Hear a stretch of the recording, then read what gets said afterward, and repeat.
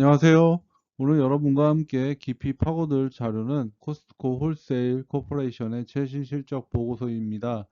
2025년 9월 25일에 발표되었고, 2025년 8월 30일에 마감된 회계연도 4분기하고 또 연간 실적을 다루고 있죠.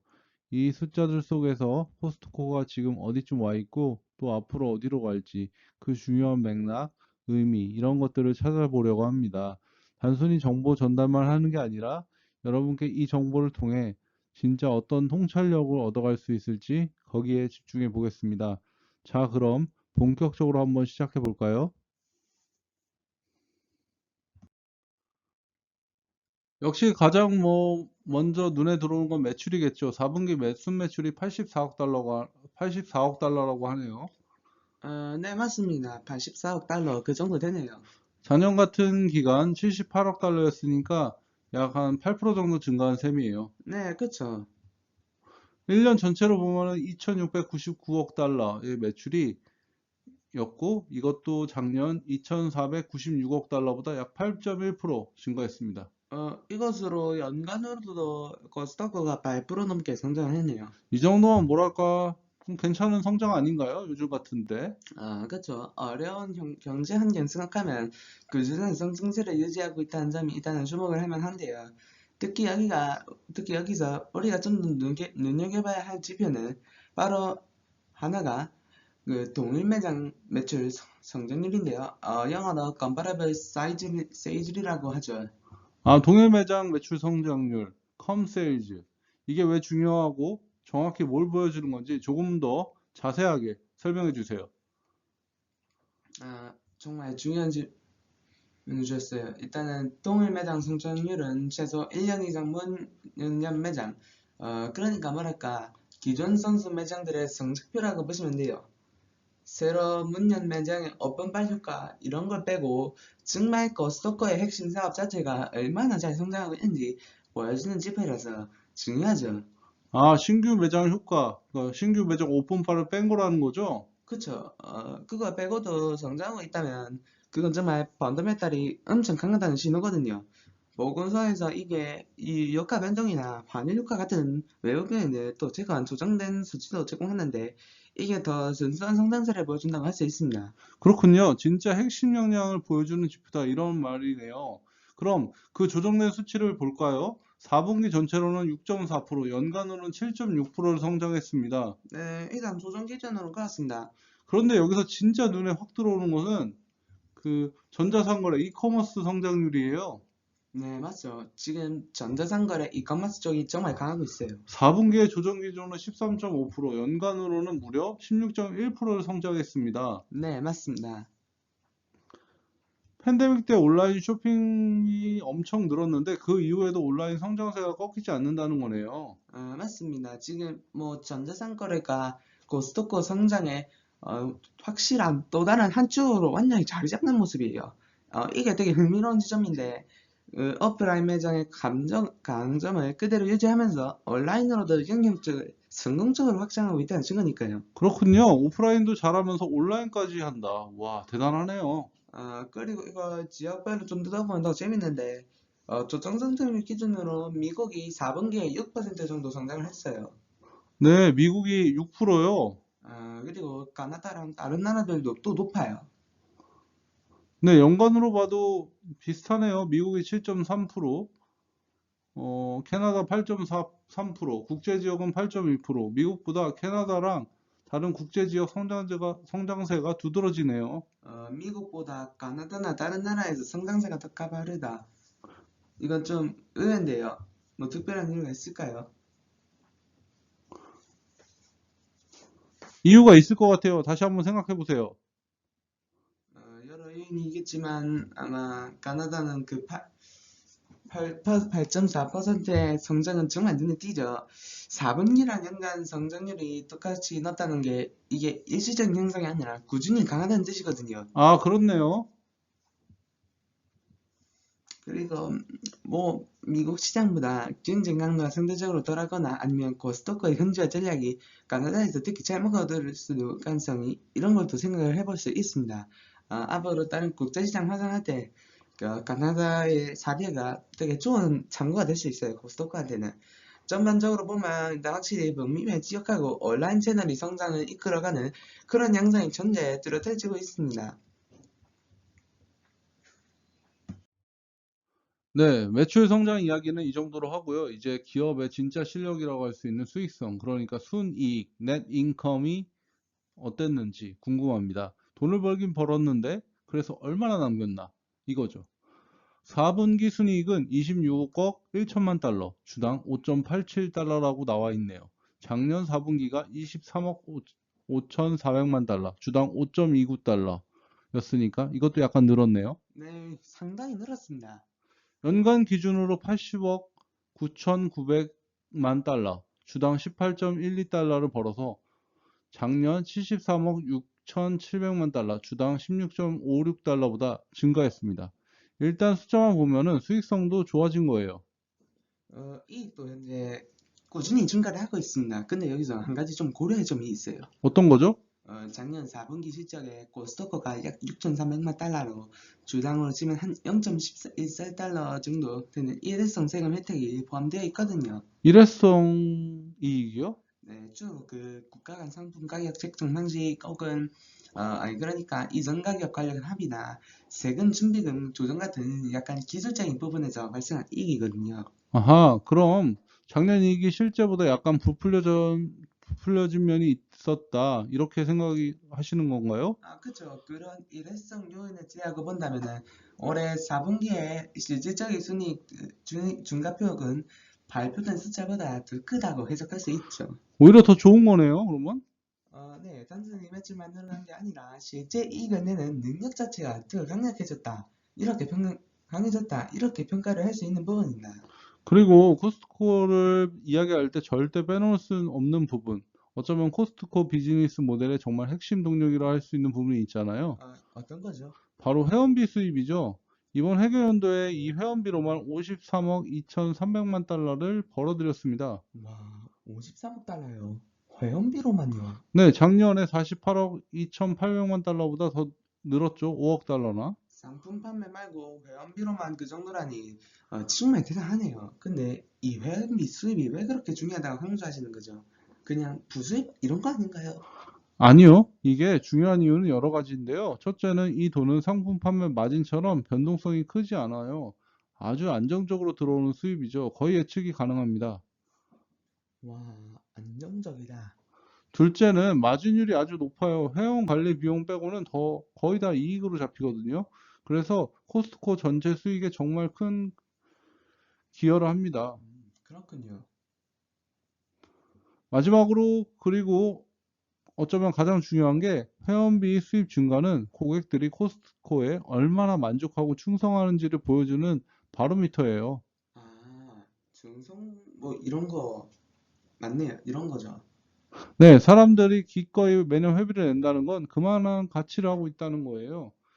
이게 바로 코스트코의 경쟁 우위, 해자 역할을 하는 부분이죠. 안정적인 고수익원이나 고객 충성도에 척도라니 정말 핵심이 맞네요.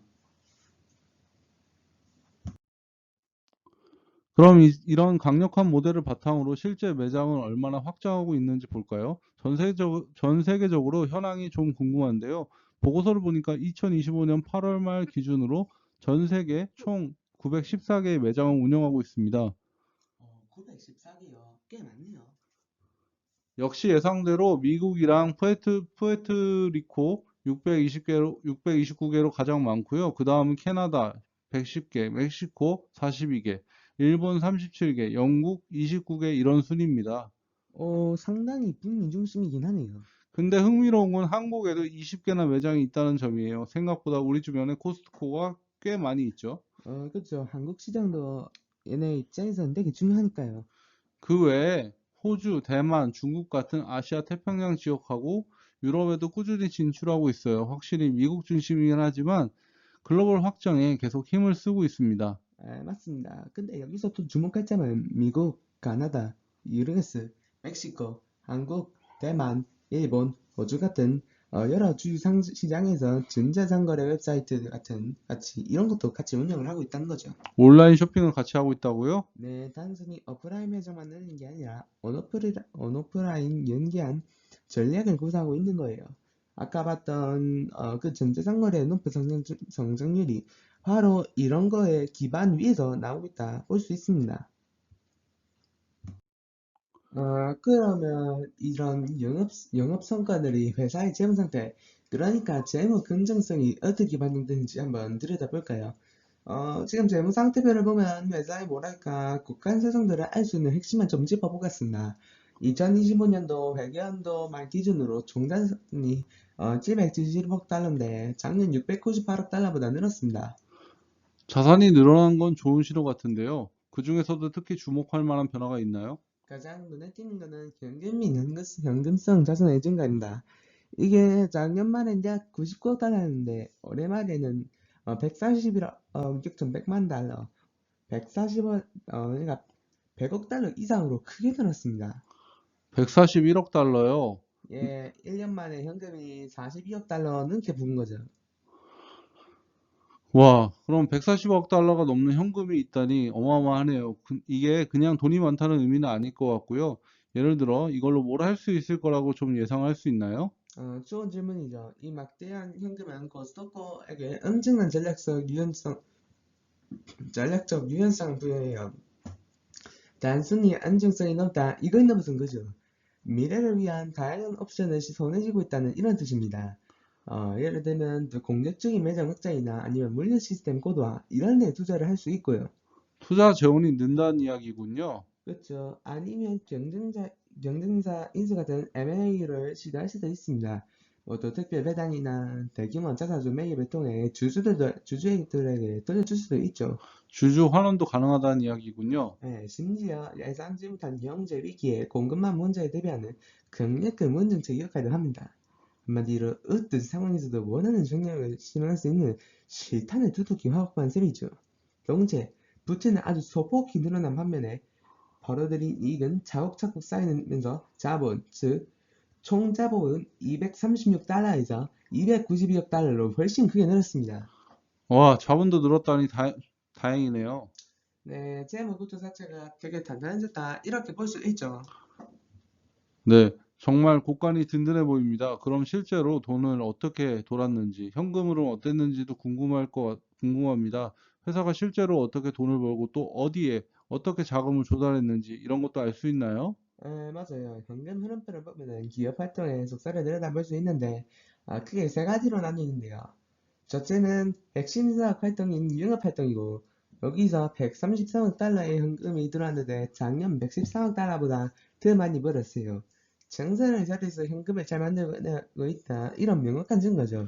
핵심 사업에서 돈을 잘 벌고 있다는 건 확인이 됐네요. 그럼 그 돈을 어디에서 쓸까요? 투자 활동은요? 투자 활동으로 53억 달러를 사용했습니다. 작년에는 43억 달러를 썼는데 올해보다 더 많이 투자한 거죠. 투자를 많이 늘렸네요. 어디에다가 투자했을까요? 주로 어디에 썼냐면 보고서를 보면 유형자산 획득 취득이나 그러니까 쉽게 말해서 새 매장을 짓거나 기존 매장을 개선하는데 하고 물류센터 같은 사이비를 넣는데 현재 투자를 확대한 것으로 나타납니다. 그리고 아까 봤던 전자상거래 경쟁자를 하기 위한 IT 투자나 물류 시스템 투자도 포함됐겠죠. 미래 성장을 위해 씨앗을 꾸준히 뿌리고 있는 겁니다. 미래를 위한 투자도 열심히 하고 있다. 그럼 마지막으로 재무 활동은 어땠나요? 배당이나 뭐 차익 같은 거요. 재무 활동에서는 38억 달러가 나갔습니다. 작년에는 108달러가 나갔는데, 어, 올해는 좀 규모가 크게 줄었어요. 왜 그렇게 차이가 날까요? 가장 큰 차이는 배당금 지급 규모에서 나왔습니다. 작년에는 그 특별 배당 포함해서 90억 달러가 넘는 현금을 주주들에게 돌려줬거든요. 작년에는 특별 배당이 있었다는 거군요. 그런데 올해는 일반적인 수준 22억 달러를 정도를 배당을 했는데, 대신 올해는 약 9억 달러어치 자사주를 매입해 주주 가치를 높이려는 노력을 보였네요. 그 외에 뭐 부채 상환 등이 있습니다. 아, 그렇군요. 그럼 배당은 줄었지만 자사주 매입을 했다는 이야기군요. 그래서 종합적으로 보면은 영업 활동으로 번 돈 134억 달러라 미래를 위해 투자하고 또 주주 환원 및 부채 관리 하고도 현금이 대략 42억 달러 정도 남은 거죠. 그래서 연말 현금 잔고가 아까 말씀한 뒤로 141억 달러가 넘게 된 겁니다. 뭐랄까 이상적인 현금 흐름 구조라고 할 수 있습니다. 자, 그럼 모든 숫자와 분석을 하나로 쭉 엮어서 큰 그림을 그려봅시다. 제가 한번 정리해 볼게요, 여러분. 제가 이해하기로는 코스트코는 어려운 시기에도 꾸준히 성장하고 있고, 특히 온라인에서 더 두드러진 성장을 보여주고 있습니다. 그렇죠. 온라인으로 상당히 강세를 보이고 있습니다. 그리고 그들의 근간인 회원제 모델은 여전히 강력하게 작동하고 있고, 충성도 높은 고객 기반으로 유지되고 있습니다. 그렇습니다. 회원비 수입도 이제 보시다시피 늘었죠. 여기에 더해서 재무적으로 아주 건전하고 미래를 위한 투자, 그리고 주주 환원까지 균형 있게 아주 잘하고 있네요. 이렇게 정리할 수 있을까요? 정확합니다. 정말 잘 요약을 해주셨어요.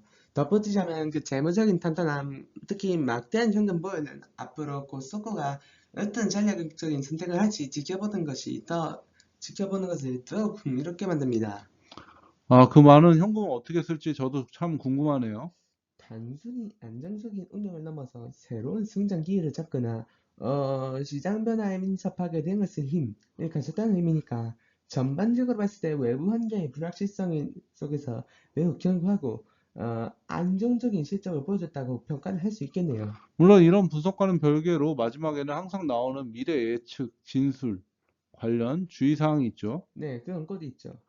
오늘 우리가 살펴본 과거 실적이 미래를 보장하는 것은 아니고 앞으로 경제 상황이 어떻게 변할지 또 다른 어떤 경쟁이 치열하게 될지 그리고 환율이나 지정학적 위험 같은 변수들이 얼마든지 영향을 미칠 수 있다는 점 이건 항상 잊지 말아야 될 것 같아요. 맞습니다. 이건 뭐 기업 보고서의 변형적인 명책 조항 같은 거니까 참조는 해야죠. 네, 오늘 코스트코의 2025년도 회계연도 실적 보고서를 통해 다양한 각도에서 그들의 현재와 또 미래 가능성을 짚어왔습니다. 견조한 매출과 이익 성장, 굳건한 회원 기반, 그리고 폭발적인 이커머스의 성장, 마지막으로 탄탄하다 못해 아주 두둑한 재무 상태까지 여러 긍정적인 신호들을 확인할 수 있었어요. 그렇죠. 오늘 분석을 마무리하면서 제가 한번 스스로 질문을 던져보는 흥미로운 지점을 제시해드리고 싶습니다. 어떤 거죠? 고서고와 보이는 강력한 성장 능력과 손해진 막대한 현금, 이걸 가지고 앞으로 어떤 행보를 볼 거라 예상하시나요? 지금 강점을 살려서 글로벌 마장 확대에 더 속도를 낼까요? 아니면 이미 큰 성공을 거두고 있는 전재산 거래 역량을 더욱 강한 데 집중할까요? 아, 선택지가 참 많은데요. 혹 제3의 길은 없을까요? 예를 들어 새로운 사업 영역으로 진출한다거나 아니면 대규모 기술 투자를 단행하는 등 좀 예상하지 못한 움직임도 보여줄 수 있지 않을까요? 오늘 우리가 함께 살펴본 이 정보를 바탕으로 코스트코의 다음 수를 한번 예측해 보는 건 재밌을 것 같습니다. 그들의 선택이 앞으로 유통 산업에 어떤 영향을 미칠지 지켜보는 것도 매우 흥미로운 일입니다. 좋은 질문을 이제 던져주셨네요. 오늘 저희와 함께 깊이 파고들어 주셔서 감사합니다. 다음에는 또 다른 흥미로운 분석으로 여러분을 찾아뵙겠습니다. 감사합니다.